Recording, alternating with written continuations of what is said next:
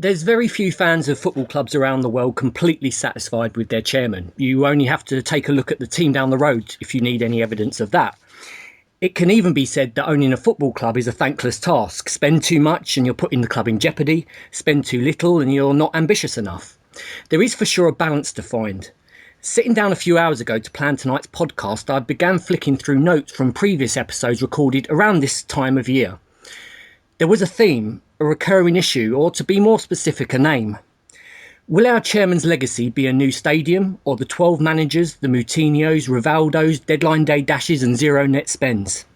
Thankfully, that's not for me to decide, but I know what I think. This is your e-Spurs podcast. Come on, you Spurs! Come on, you Spurs! Come on, you Spurs! Come on, you Spurs! Tottenham, Tottenham!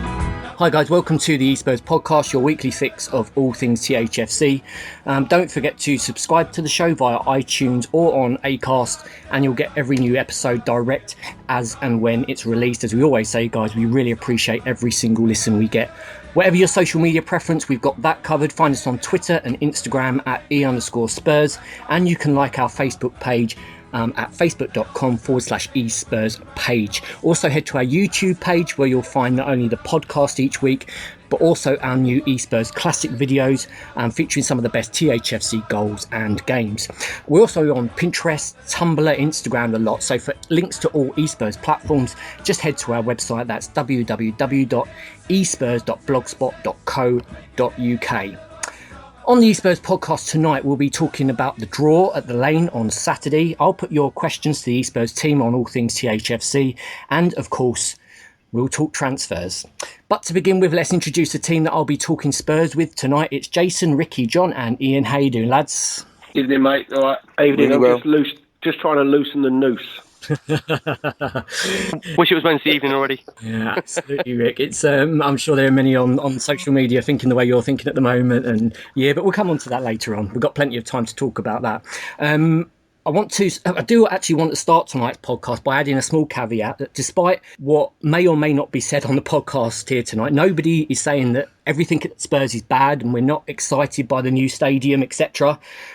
There does, however, seem to be a level of dissatisfaction on the social media at the moment regarding a few aspects of the club. So I think that deserves some discussion, not necessarily just because it's happening now and it's current, but because it's been an issue running through Levy's reign almost. So nobody's saying that everything at Spurs is bad. We've got a lot to look forward to. We've got the new stadium to come, so that's all good. But I do think it's worth pointing that out because, you know, it might not be the usual everything upbeat show, although we do try. So let's talk Liverpool. Liverpool on Saturday, of course, 1-1 draw. Let's start off with, let's go to John first up. John, Liverpool, the penalty first half. Was it a penalty for you? I don't think so. I think the contact with Lamela was minimal, if anything at all, and Firmino seemed to trip himself up. So, you know, I think we can all agree that Liverpool got away with more than one on Saturday. Mane should have been sent off, in my opinion, and you know, I think the referee had as much of a bad game as most of the Tottenham players did, unfortunately. Yeah, absolutely. I think both Jay and Ian in the week referred to Mane as being on the floor more than he's, on his feet, and how he gets away with it. And the referee, I think we'll all agree, Jay, the refereeing performance on Saturday was, you know, even for those of us who watch a lot of football, I mean, it wasn't good enough, was it, that refereeing performance?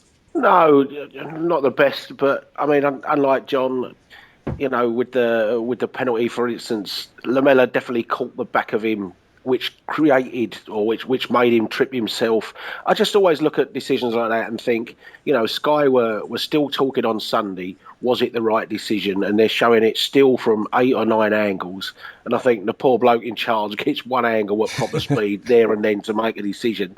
And Sky are still showing it saying, we don't know whether it's a penalty, but did the referee get it right? And I think, well, you know, I can always when I look at a penalty, I try and think, what did I first see at real speed? Yeah. Can I understand why he gave the penalty? And I know that there's now no dissent allowed in the game, but look at Lamela's reaction, look at his body language. Did he look a little bit guilty? Did he look as though he thought, oh my God, I've just caught him? or did he jump up and go running at the referee straight away and try and argue that he didn't touch him? So I can understand why he gave it, definitely. Yeah, I mean, it's a thankless job, isn't it, being a referee? We just mentioned the job of a football chairman there, but being a referee, I don't know why anyone would choose to do it first up. But with everyone's an expert after the event, aren't they? As you say there, Jane, it's so easy with the banks of monitors to criticise a referee. It was a difficult decision. Rick, in terms of Spurs' performance, what did you make of the performance? I mean, being brutally honest, which I always try to be, I have to say I think we're very fortunate on the day to get a point.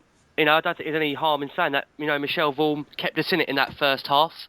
I've always said Michel Vorm's his biggest issue is that he's not Hugo Lloris, because he's not a bad goalkeeper, and he proved that on the Saturday, and he could very well find himself now maybe getting a move away from the club in order to be a first-team regular, which I hope isn't the case, because he's not a bad goalkeeper, and he's proved that in that game. And obviously we're lucky enough hopefully to have Lloris to return after the international break. But in the other aspect, I've got to be honest and say that as bad as the performance was, it's good as a team. We showed the hallmark of what I think is a good team, that even on your bad days, you find a way back no matter how, and you're ready to find a point. And I think before Poch's reign, we might not have necessarily been able to do that.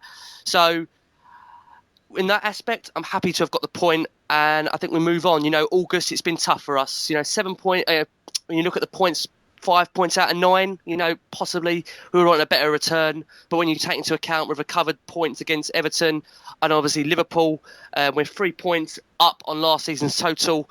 We've got obviously Dembele and Lloris to return. So we've got to try and view some of the positives. And I think Wanyama's performance, 11 million, he's looking like an absolute steal. Yeah, he certainly is fitted right in there, isn't he? Seamlessly almost. Ian, was it a point gained or was it 2 lost? Well, I think it's 2 lost. I think that, if you look at where the respective clubs have finished over the last few years, you would have to say I'm disappointed that we dropped 2 points on Saturday. I think that, Liverpool had that one good season where they finished second, and Suarez, scored a hatful for them. But outside of that, we've been ahead of them over the past 6, 7, 8 years. And, for me, you should be beating the teams that historically finished beneath you. So definitely 2 dropped. Yeah, I mean, I suppose there were comments from both sides of the camp on Saturday saying, in the end, we rescued a point. So in that sense, it was good. But, certainly when you look at Liverpool's squad, is it a win we should have got on Saturday? I mean, there's such a Jekyll and Hyde team at the moment, aren't they? So, it's difficult to know which Liverpool you're going to face anyway. But mixed views, I think, from Saturday. For me, I was just a little bit worried about the lacklustre performance from us. And I think I've said this before on social media. It's like we're being bailed out offensively by our defensive players. Yeah, and that's concerning me. I can't recall, and there are people on the pod who've got better resource to stats than I, but I can't recall Harry Kane having any meaningful shots, if at all, that forced Mignolet into a save throughout the whole game. And Janssen didn't look like scoring, and that's not a bad thing. That's not me being negative of them. I'm just concerned that we've got no cutting edge, and we're not in a position to actually give them anything to feed upon. So that was my concern, and yet again we're thankful for Danny Rose to get forward and to apply what was a decent finish in the end to rescue us a point. Yeah, absolutely. I think it was said before the game, wasn't it? After the game, that Danny Rose goal was the difference between Spurs having a poor start and Spurs having a satisfactory start, if you like. Yes. So yes. It was certainly crucial in that sense. However, John, of course, we've got 3, as Rick mentioned, 3 more points than we had at this stage last season. But we've 6 halves of football this season where the football's been less than entertaining. I don't think anybody would describe us as clicking yet. Plus, if you add that to last season, no wins in the last 4 games of last season. So it's been a long time since this team clicked, hasn't it?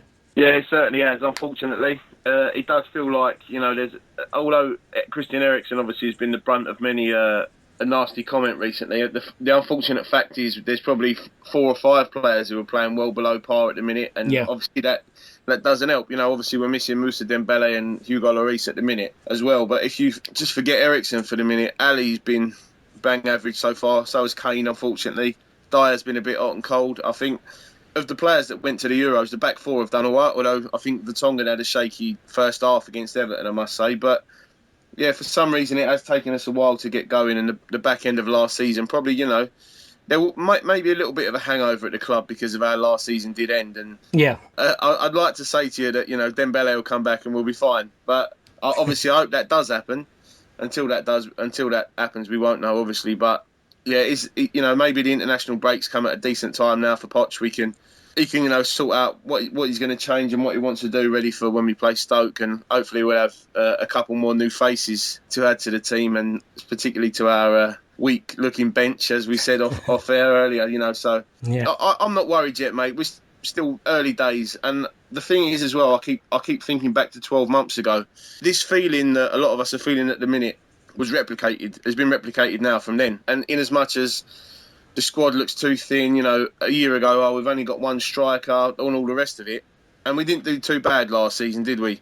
So before we all get too down in the mouth and despondent, let's just see how it goes. But I'm not worried at all yet, no. Yeah, no, it's well said, and, a bit of perspective. Of course, Janssen and Wanyama come in and added great strengths in that first 11. But yeah, the concerns over the performances at the moment of certain players is a worry. I think. I think all I would say in terms of the new signings, Andy, I think a lot of us would, if you were to say to every Spurs fan, would you rather have Wanyama and Janssen and not have Pritchard, Bentaleb, Fazio and the like? Everyone would take what we've got, and no, we're not going to miss the players that we've let go, in my opinion. They barely contributed last season, if at all. So although it looks thin in terms of numbers, a lot of the players that we're talking about here who have gone didn't contribute at all last season. Well, I'll tell you what, John, save it, mate. Save it, because we'll be coming on to all of that, later on the show. But some great points you make, and some perspective there. So just going back to the Liverpool game, Jay, if I can, in terms of the defence, it's been mentioned, really solid performance from the defence. And in terms of Vorm, we saw on Saturday one of the best goalkeeping performances we've seen from a Spurs goalkeeper in a long time, didn't we? Yeah, I felt really pleased for him, because he's certainly somebody that's come under a great deal of criticism. And I think it's always really tough for a genuine number 2 goalkeeper, because, let's be fair about it, you can't say it's competition for places for Hugo, because he's our club captain to start with. And you get the feeling that, we see with on Saturday with Michel Vorm, he could play like that for the next 5 games, but as soon as Hugo's fit, Hugo's coming in. Yeah. So I think it's very hard for him. He trains apparently brilliantly all week, in the full knowledge that come to Saturday he's got no chance of playing in front of Hugo. So it was really good for him to see him come in, attract a few headlines, get a few pats on the back, and genuinely be a part of the team rather than just this backup goalkeeper. I think the surprising thing we saw from him Saturday was the sweeper keeper role that he played, where he came rushing out 2 or 3 times and made some terrific. I think the last one, on Mane, when he was coming out, you watched it and thought he's never going to get there, and that's against Mane with huge pace, and yet somehow he did get his foot in. But there was also, as much as a good performance it was, let's be fair about it, Philippe Coutinho should still score in that, the 3rd or 4th minute. That's a save that he should never have been even allowed to make. It's a great save that he made, it, don't get me wrong, but Coutinho, particularly when the ball fell to Coutinho, we all thought the net was going to ripple, didn't we? And then you think if he hits that with any type of pace, he's definitely going to score. Yeah. But no, really pleased with Michel Vorm, and his reward was missing the team bus afterwards, wasn't it? They all disappeared without him. Yeah, I'm sure he didn't mind after. I'm sure he even caught that. No, it was a fantastic performance, and as you say, it must be quite despondent for him at times, because you look at Lloris and he must sit there thinking, "There's no way I'm getting into this team," and then to do what he's done, and after facing criticism from some quarters, including myself last season when he few blunders we saw from him, but he's come in generally, and he's not let the club down. He's been a complete pro, and fantastic performance from him on Saturday. Absolutely brilliant to see. And let's be fair, the point was largely down to his goalkeeping, or Yeah. was a lot down to his goalkeeping, and the save that he made at Everton, right on half time there Yeah. with the 1-on-1 was a big save. So, come the end of the season, wherever we are in the table, we still got to have a big thanks to Michel Vaughan for the couple of extra points that we may well not have got. Long live the Vaughan. So, even if it is farewell, he's certainly, going out on a high there. Great performance from him. Just to finish up on the Liverpool game, Rick, just want to ask you about Dembele. We mentioned Dembele there briefly. Poch in the week said, without Dembele, there is no Tottenham. He then went on to say he was joking. But should we be so reliant on one player, do you think? We shouldn't be, but then I do think Dembele, if he plays for any of the top 4 or 5 clubs, he'd be in their starting 11, because his performance last season was phenomenal. And there's no doubt about it that when he is fit, he'll come straight back into our team, and rightly so. I think Wanyama's done well in the last few games. For me, I can see him being a better player at home than away from home. That's just in my opinion. That's the way I see it. But yeah, Dembele will for me be an automatic starter when he comes in. And I think Poch was I think it was tongue in cheek. In all joking aside, I think it was very much tongue in cheek that Dembele is a very important player to us, and I think he just emphasises how much he's grown over the last year or so. Because let's be honest, at the start of last season, I don't think he would be maybe in the starting 11. So it really does show how he has grown as a player. And, I think we're all going to welcome his return, because we are missing something in that midfield. If I'm being completely honest, do I think Dembele's the answer to make us play better? I don't. I still think we're missing that bit of flair, which I'm sure we'll come on to in the debate soon. But yeah, I can't wait to see him back. He's an important player of our first 11 for sure. Just glides past players, doesn't he? Sort of, effortlessly almost, and so strong on the ball. He's a real sort of beast to get off the ball. So a huge asset to Spurs, massive asset. So that's Saturday's game, guys. Obviously, we're yet to find out whether or not it was a good point or 2 points drop. That won't be known till later on in the season. Let's hope it was a good point come May. On to the bit of the show now that we all look forward to. It's your guys' chance to put your questions to the e-Spurs team.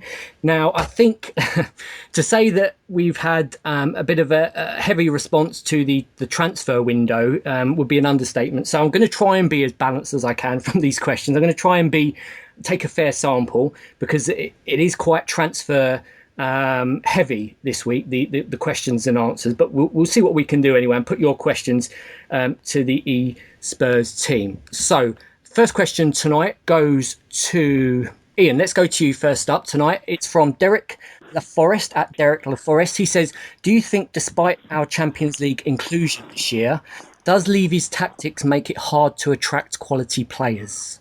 I don't know if it's his tactics. I think his wage structure in the club probably doesn't help. And as we said off air, I think that unless we can cement a place in the Champions League, I can't see big players necessarily wanting to come. That's not to say that they wouldn't come if the money was right, because I think let's be honest. I think that we may have been able to secure some more marquee signings this year had we been prepared to pay the wages. We have to look at the wage structure that we have in the club as to who we could be able to attract and what we would be prepared to pay. So, I think that's the most I can say on that particular subject, I think. I think we'd all agree a wage structure at a football club is a sensible thing to have. If you want to build a club and improve the finances of a club and keep it healthy. But there's a stage that you come to where you can potentially strangle a club and prevent its progression by limiting that structure to an extent where players won't join you and players that you need to move up to the next level. And I think that's the concern. But we should see. Next question goes to John from Austin Holmes at Come On You Spurs Austin H. He asks, what's happened to Wimmer and why hasn't he been on the subs bench? Do you think it's, as they say, injury, or is there more to it than meets the eye? No, I don't think there's anything sinister going on with this one. I do believe that, the fact that he only signed a 5-year contract a few weeks ago, and, it's the start of the season. It's not like we've needed him to play yet, even if he was available, he still would have been on the bench, at most. So I think it's just a case of, I've heard only through social media, through following certain journalists and what have you, that he's had a muscular injury. So if I'd like to think that is the case, and there isn't any unrest or anything like that going on amongst the players, and I'm sure we'll see Vimmer sometime soon, possibly when we play Gillingham in the League Cup. Maybe, I don't know if he'll get a start before then, but yeah, I don't think there's anything going on there. I think Vimmer's a Tottenham player for the next 5 years, and we go from there. Yeah, let's hope so. Certainly quality, isn't he? I mean, came in last season, did a great job in there to the extent that many people would have kept him in the side ahead of Jan Vertonghen, and that's certainly saying something when you can do that. So certainly one you want, you would think, all being well, you want to keep at the club. So we shall see. I hope that answers your question there. Next question goes to Jace. This is from Gobinder Gill at Gill GK Singh. He asked, is Poch's statement of academy players, re the Barcelona model, suggestive of low spending for the next 4 seasons, do you think? Quite possibly it is. If we're looking to develop youth players and we're looking to bring as many through as you possibly can, then it suggests that there's not as much money to spend as we'd all like there to be. But that's, we've also heard, I think, was it 12 months ago, that we want to go back to the comfort £15 million signings than the big ones. So, the only way you're going to produce a quality side without spending lots of money is to bring real high quality youth players through. Whether they're good enough to be a Barcelona model is entirely different. Yeah, absolutely. I think, we'd all agree we love Spurs players. There's nothing better than a Spurs player coming through the ranks. The question is, are they good enough? And, we want to see them in there, but certainly not, not if they're not, better than what we've already got. I mean, we saw through Kane, didn't we, how much of an asset a Spurs man can be in your squad. And we've seen it down the years, haven't we, in Hoddles and Perrimans and people like that who are Spurs through and through. When they come into your team, that's like having a 12th man. But they have to be good enough. They've got to be good enough, you would think. And it's all well and good looking at Barcelona's model, but I think what Levy's got to understand is Barcelona are the exception, not the rule. That very rarely does that happen in football. And it's not to say it can't be repeated if you put the work in and the infrastructure, which Levy's hopefully done with the training ground, which is fantastic. But it doesn't guarantee anything, In fairness, you only know if they're good enough when you see them playing for your first team. Absolutely, yeah, absolutely. So, and Barcelona have plenty of people like Dos Santos. Okay, he came to Tottenham, but Barcelona are only convinced he wasn't good enough, and Bojan and people like that once they played 15, 20 games in Barcelona's side. Christian Tello, Thiago, and people like that. So that you can't say don't bring them through and they're not going to be good enough until they've had games. And Onumar's a prime example at the moment. People saying, why did we bring Onumar on Saturday? But we can't judge whether Josh Onumar's going to really be a good player or not until they've played 15, 20 games. No, it's a great point, Jay. I do think we need players for now rather than being a school, our first team being a school for players, especially in the Champions League. If we put players like Onumar, Winks, Kyle Walker-Peters in, I think that, for want of a better phrase, I think they'd be ripped apart, unfortunately. And that's just being honest. That's not slating them as players, because I'd love them to become good players at Spurs, very good players. But for their own sake, I don't think a Champions League season is the right time. And maybe it won't work out at Spurs. Maybe they need to go on loan first, which I think has worked in a lot of cases, isn't it? We saw that, work well when Redknapp came in. He sort of started it, sending them out on loan rather than having them in the youth team. And it was a great thing. It certainly, we saw players start to blossom then. But yeah, we shall see. And let's hope these youngsters do come through and prove they're good enough. And maybe one day we'll match that Barcelona model. Maybe one day. Last question goes to Rick. And as I say, I have tried to be as fair as I can with these questions tonight, guys. They were transfer heavy and a lot of them not the most upbeat questions, which you can completely understand. I completely myself get how you're feeling, but obviously we try and be as balanced as we can on the podcast. So I hope that's come across. My last question tonight to Rick, this is from 6'6" at Mark _6'6". He asks, odds are we can't win the Champions League. So is it, do you think, just an avenue to keep and get better players in order to help us to attempt to win the league and cups?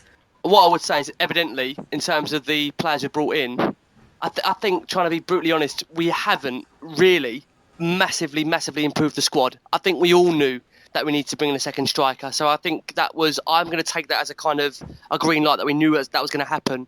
Wanyama is a decent signing. You know, he's going to be brilliant for us. For 11 million, he's a steal already. You can see that. However, if I'm being completely and brutally honest, the squad for me is still lacking that cutting edge. And we've seen that over these period of 3 games. The Everton game, we're lucky obviously we're lucky in the end we got the point from that. We're lucky not to win it towards the end of the game.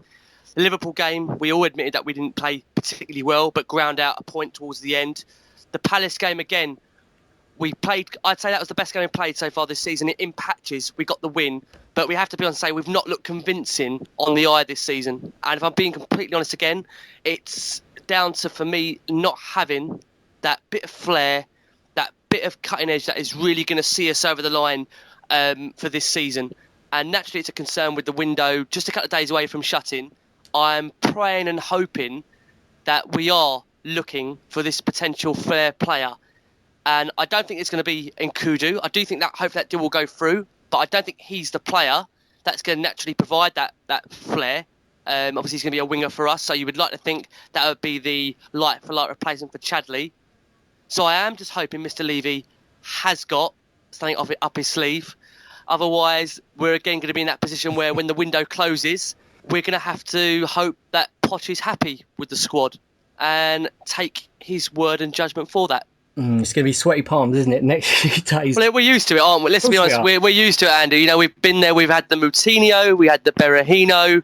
I think even go back as far as Morientes we had. So there's a name there's a flash from the past, but we're used to having this. You know, Spurs as a club, we are used to going in on the final day, biting our fingernails. Unfortunately, I think we'd all say that normally deadline day seems to be a bit of a disappointment. I think we all remember when we sold Robbie Keane and Dimitar Berbatov and brought in Fraser Campbell. So I think the concern out there is that we all know what Daniel Levy sometimes is capable of. Yeah. And we just hope and pray, in all honesty, that he's learnt from the mistakes of the past. And I think the biggest concern is, I think, for me personally, is that Poch is the person who gets what he wants. If Poch is happy, then that's all that matters for me. You know, it's important that the guy, you know, especially with the loss of Mitchell, he's lost his ally there, his closest man to him.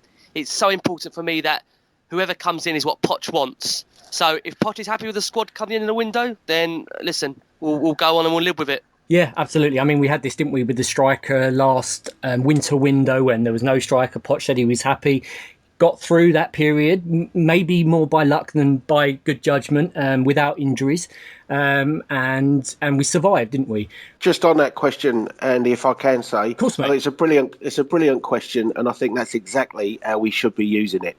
We should be using it with a long-term look to improve the squad, to be far more competitive in cup competitions, and to keep our better players at the club rather than them just wanting to leave. Yeah. I think that's exactly how you should approach the Champions League this year.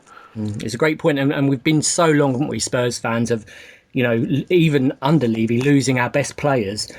So let's hope that Champions League is that platform that Jay's just mentioned, Ricky's mentioned, where we don't have to. But that again is why it's essential we get top 4 again this year, because if we don't, it's potentially a step back. So it's crucial, even more so this year than last year. You would think that we get that Champions League place this year, because Lloris has shown no signs that he's unhappy. It's a fantastic, you know, servant in there, but you would think he will need that again next year. Players like that. So we shall see. But it's certainly, you know, you'd certainly rather be in it than not, wouldn't you? Certainly would. So that's your questions, guys. I hope they've come across as being balanced and fair. I tried my best to pick out the fairest selection of the questions, and each and every week we read those for you guys on the e-Spurs podcast. So get your questions sent in for next week's podcast at @e_Spurs on the Twitter and e-Spurs page on the Facebook. I guess a lot of those questions will depend on what happens on Thursday. Also, I should mention Thursday's Extra Time podcast, which will be a reaction to the transfer window. So if you want to find out what the lads think post-window, tune in for that one. We always also try to give you guys a mention on the podcast, and we know we've got listeners all over the world listening to the podcast. We appreciate each and every one of you guys listening and taking the time to send in your comments to us. And once again, you've been great in getting your comments sent in to us. So let's give a few you mention on the podcast tonight. First one from Michael Canane. He says, loving the podcast. I listen to it walking the beaches of County Kerry with my 2 dogs. Come on, you Spurs. Cheers, Michael, for listening. Harsh Mishra from Bangalore in India. Kay Suizu, I hope I've pronounced that correctly, from Manchester. And Patrick Baltazis from Strangeness in Sweden. What a great place name, Strangeness. Deisler from Dublin, come on you Spurs. And Bryce Eddy, who says, new listener this season. Bryce from Kenora, Ontario, Canada, come on you Spurs. So Bryce, welcome to the podcast. And I'm sure there are lots of others out there, maybe listening for the first time. Welcome each and every one of you. And I hope you're listening, hope you're enjoying listening to the podcast this week. So thank you guys. Okay, on to the final part of tonight's podcast, which I'm sure you'll forgive us for the podcast being finished tonight with some transfer talk. As you know, 2 days to go of the window. A lot of concern, I think, is the fair way to put it out there. A lot of concern at the moment. There are, it has to be said, those who are completely confident that everything's fine, which is absolutely fair.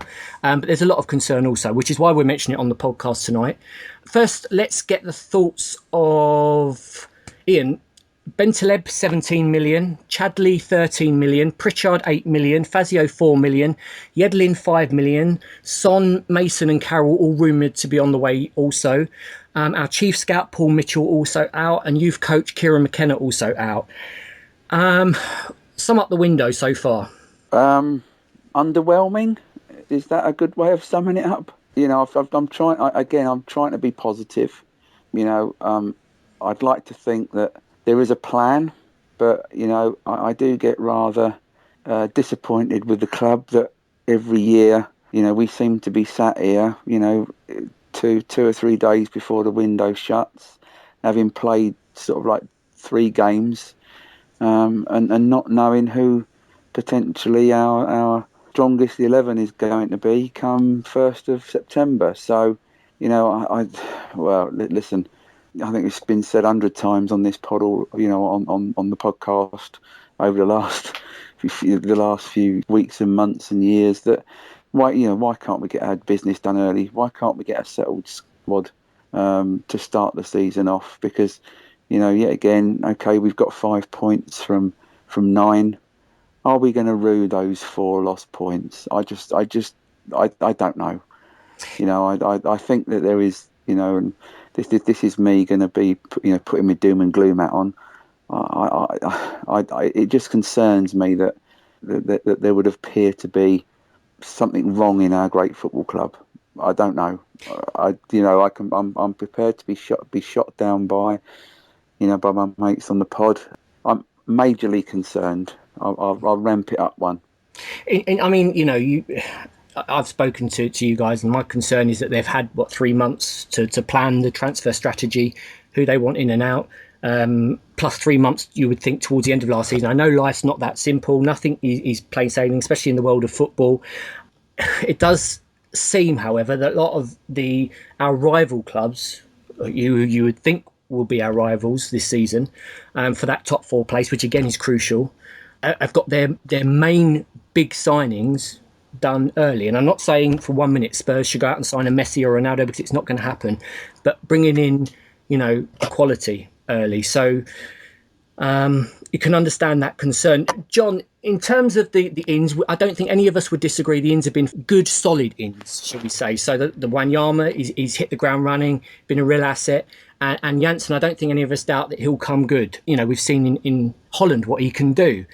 However, have we left ourselves overly short, do you think? See, no, I don't think we have. And we spoke off air earlier about, we want our players, you know, like Hugo Lloris has done.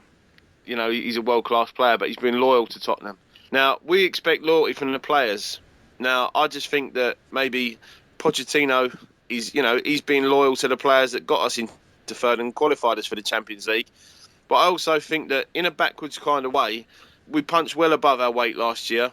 On paper, we didn't have a squad that should have finished third. And I think that the long-term aim for Pochettino was Champions League. But I just think in a weird kind of way, it's probably come a little bit too early. And the reason why I say that is because if we wasn't in the Champions League, there definitely wouldn't have been the amount of unrest and annoyance amongst the fan base at our lack of spending. And I'm not saying that it's a bad thing that we're in the Champions League. Obviously, it's a fantastic thing for the club, and I've got my package ticket. I'm buzzing. I can't wait, for a couple of weeks' time to get up to the first game. But I really believe that to be successful in the Champions League long term, we would need such a massive overhaul. I believe that it's not going to happen. I would say that to be successful in the Champions League and establish ourselves in there season after season, we'd probably have to replace 4 or 5 of our first team immediately and not give time to players like we've been able to give Lamela and Dele Alli and players like that, because we'd have to have ready-made world-class players in there already. Now, we're not going to do that. We're not going to overhaul the team, and rightly so, in my opinion. We should show some loyalty and thanks to the players that got us to where we are currently today. Now, as far as the chairman and his plan goes, I think that's where a lot of people will naturally aim vitriol at Daniel Levy because, he's the one that holds the purse strings and what have you. But all I would say is just, I know it's difficult because we all want success yesterday, but just be patient. I've got a feeling this is going to be another good season for us, and I wouldn't be surprised if in 12 months we're sat here talking about the start of another Champions League campaign. I understand everyone's annoyance, and I get everyone's point of view, and I respect everyone's opinion. All I can give you is what I think, and that we've got an exciting group of young players. We've got a top manager there, and as long as he's left alone to do what he wants, in Pochettino I trust 100%. And I'm just looking forward to this season and what it might bring. No, and it's great to have that optimistic point of view also on the podcast. Because we try and, as I say, be as balanced as we can, and there's no doubt there's a concern, but there's also people who, as you've just heard, who are feeling a lot more optimistic about things. One of my big concerns about the squad at the moment is the strength of the bench. I've spoken to the lads about this in length, and I mean, Jay, our last bench. Carter Vickers, Davies, McGee, Winks, Anoma. To say that's a weak bench, I think would be an understatement. As much as we love them for being Spurs through the ranks, that's not a bench that is going to help us in any way in the Champions League or seriously in the top 4 race, is it? The bench against Liverpool it definitely wasn't strong enough. But I think it's very difficult to judge the bench because at the moment Kevin Wimmer would be on the bench. Jansen was on the bench. Dembele's not in the team at the moment, so when Dembele comes in the team, be it Wanyama, be it Eric Dyer drops to the bench. We also had players that Son was on the bench, Jansen was on the bench. So there's, then the bench starts to look stronger. We could have had Mason or Chadley on the bench, but with the likelihood that they were leaving, and obviously we've seen Chadley today has left, then they were definitely never going to be on the bench because Pochettino obviously doesn't want to see those players injured, and those players probably think, what's the point of sitting on the bench if I'm leaving the club Monday? So I think the bench against Liverpool, you have to look as a one-off bench rather than the traditional bench that we will see at Stoke. And I think I'm confident that we'll still bring players in that will also add to that bench. And the other thing, whilst people are questioning the transfer policy at the moment, and how late we've left it. Come the end of last season, we said we've got to bring in a player that can act as a backup to Eric Dyer in that role. We brought that one in, I think, in the 15th of May in Wanyama. We said we need to bring in a striker as backup to Kane or as competition for Kane. We brought Vincent Janssen in what was it, the 4th of July, something like that. So the two areas, the two pressing areas of the team that people wanted strengthened, we had sorted by the 4th of July. Yeah. And the players that are leaving at the moment were players that were very much on the fringes of the squad last season. They're not players that were We haven't sold Toby Alderweireld and Harry Kane. We've sold backup and rotation players, not first-team players. And the other thing that we needed, that seems to be that people talking about at the moment, is that real bit of pace and attacking intent up front. And as far as the club were concerned, they'd sorted also that nearly 6 weeks ago with the signing of the guy that's called Set to Sign, because I swear his name's not Nkudo. He is called Set to Sign in my mind. And so again, the club thought they had sorted that 6 weeks ago. So the 3 pressing areas of the team they had addressed way before transfer deadline day. the sprinkling of stardust that we're all hoping with Isco is the latest name, and earlier in the window I think it was Götze that was linked. But those players will not join Tottenham. I'm sorry, in the natural food chain, they will not join Tottenham on the 1st of June. Because if we'd have gone in to sign Isco then, or we'd have gone in to sign Mkhitaryan then, all the time they have opportunities to go to Manchester United, Manchester City, Barcelona, Real Madrid, Paris Saint-Germain, where they'll be paid 150, 160,000 pounds a week minimum, sometimes over 200,000 pounds a week. They will not commit to signing for Tottenham on the 1st of July. And so Daniel Levy has the choice. Do I leave it until August the 29th, 30th for that sprinkling of stardust where we've brought in a Hugo Lloris on that date? One of the players that we constantly say we're missing at the moment is Moussa Dembele. He signed on transfer deadline day. Van der Vaart signed on transfer deadline day. Eriksen signed on transfer deadline day. The choice is, do you wait until transfer deadline day for that sprinkling of stardust, or do you think we can't wait till then? We can't buy them on the 1st of July because they won't join, so let's spend the money available on, I don't know, Kevin Morales, something like that. Yeah. And then you go and sign a Kevin Morales, and then you get the agent of the Stardust phone you and say, by the way, we can't find a club for Mario Götze or Isco. It's now August the 29th. Do you still want them? And then Daniel Levy says, oh, damn, I've already spent now 12 million on Kevin Morales. We can't afford him. Yeah. So it's a really fine balancing act. As I say, the three areas we wanted to address in the team, the club feel that they addressed 6 weeks ago, all three of those positions. So, that's been our policy, and I don't think it's quite as bad as people are making out, and I am 100% confident that there will be more than just Mr. Set to Sign arriving on Thursday night or Wednesday night, whenever the window shuts. Yeah, let's hope so. I mean, don't forget to tune in for that one on Thursday or Friday, the extra time, where we'll get the lads' reflections and thoughts on the transfer window post the window closing, so that'll be out Thursday or Friday. Just to finish up on the transfers, Rick, year after year, our net spend is zero. Is the question I want to ask about that, because there's a lot of talk about it, and there's a lot of disagreement on both sides of the argument regarding our net spend. The fact is, our outlay on transfers is never more than our income, and a lot will say, that's quite wise, that's a healthy way to run a business. However, I think, looking at the charts, we have the lowest net spend of any club in the league. Is our net spend, you think, acceptable unless we qualify for the Champions League every year? Because I think, like this year, qualify for the Champions League, there can't be any argument with it, can there? But unless that happens, does our net spend in the transfer windows need to change? Spurs, in terms of the Champions League, have only been in it once before this season. Having said that, if you said to me in the summer, we would have only addressed 2 players, and we're now August the 29th with 48 hours to go, Yeah, I would have been surprised. I would have been surprised on the back of the news about us obviously losing Paul Mitchell, who is very close to Poch. Obviously, we've got the other academy guy, the under-18 manager, also departing. I think there should be a fair degree of concern, and I completely hear JC's point, and I think what JC's saying is logical along with John. But I think obviously myself, your point and Ian's is valid, that in terms of when you qualify for the Champions League, I would naturally expect that we should need a bigger squad to compete rather than a smaller squad. and showing some ambition, Rick. Yeah, and showing a fair amount of ambition. Now, we know there's a stadium coming. We understand that.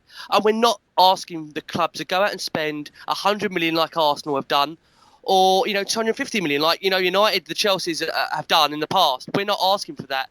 I think we've been fairly understanding, even over previous windows, that if you look at last season, many are saying it was a fantastic, achievement to finish third. But why aren't we looking at the case that if we just strengthened that a little bit more last season, we could have won the league? Yeah. And that seems to go unnoticed. And, for a second, people will think to yourself, well, why do you think Spurs have got a divine right to win the league? I don't think that. But on paper last season, we had a fantastic chance to win the league. And you look at the strengthening that has been done this season by Manchester United, by Chelsea, by Man City. Are we going to get that opportunity again? Ian made a fantastic point that while I've obviously said that, we recovered points against Everton and Liverpool, we've also only taken 5 out of a possible 9. Are we going to regret those 4 points that have gone missing at the end of the season? Only time will tell. But from my perspective, when you look at the outgoings, which you mentioned, the likes of Chadley, Bentaleb, Pritchard, Yedlin, Fazio, Mason, that's 30.4 million that we've actually accumulated with those sales. Obviously, I know Bentaleb, that will come. The same with Fazio. 30.4 million that has already been taken up in terms of that. That's got the money for Janssen, and it's got the money for Wanyama. So at the moment, you'd say we're breaking even. You've then got the potential sales of Ryan Mason to come, which is potentially going to be a club record fee for either Hull or Sunderland, whoever ends up signing him. And then you're looking again at Tom Carroll. And even, I hope, fear not, Heung-min Son. Now, the rumour going on tonight is that apparently Pochettino wants to replace Heung-min Son with Isco. Now, we're not stupid. With 48 if we genuinely believe with 48 hours to go, we are going to sign Isco in the place of Son, then we've all got screw looses. But we're not stupid. We know that's not going to happen. And because, like Jay said, there's a food chain. So naturally, we're going into the window like we do every season, at the end of it, biting our fingernails, hoping that there's going to be a rabbit out of our hat. And if I'm being completely honest, we've been here before. I've said before, the likes of Berahino, the likes of Moutinho. I would be stunned if there is a couple of more signings along with Nkudu. I hope there is. I really do hope there is. But I do feel like we're going to get that line from the club where it's going to come out and say that Pochettino is happy with the squad and he will not ask for any players that he doesn't feel will improve the squad. And my concern will be that we're going to be in the same situation where with the cups we will take them less seriously than we should do, and filled out weakened sides. And he's got the issue now of addressing the Premier League with the Champions League in terms of trying to play his best team on a Tuesday along with the weekend. Now he may well rotate the fullbacks, and that may well work. But I do think at some point that it will affect us. I don't see it being able with this particular squad that we've got at the moment. I do feel there's a need to invest. Whether he will or not is another question. I do just want to say one final thing. I myself, I'm not a Levy out. I'm thankful what he does to the club. But with Daniel Levy, I do believe he's got his firm interests are with Tottenham Hotspur Football Club. But sometimes, with him always trying to do the best for the club, he also shoots us in the foot without even sometimes knowing. Yeah. That's all I want to say on it. Yeah, it's a point well made. And, it's hard to disagree with a lot of what you say there, Rick. I think there's genuine concern. Ian mentioned it earlier. And there's also optimism out there, and I hope we put that across on the podcast tonight. I hope we've given you a fair reflection of the different views of Spurs fans, a small sort of sample of the views around this time of year, the transfer window. There are concerns, and I've spoken to the lads about my concerns with Levy. I've listened back to our old podcasts, and it does. In the 4 years we've been doing this podcast at this time of year, it's been pretty much the same. Leaving it late, concern, maybe not giving the manager the resources he needs to strengthen early.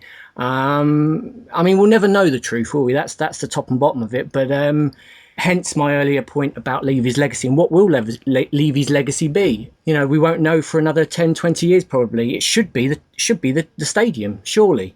But as Ricky said, does Levy sometimes leave himself in a position where that's not going to be the case with the 12 managers he's hired and fired, with the numerous directors of football that he's hired and fired?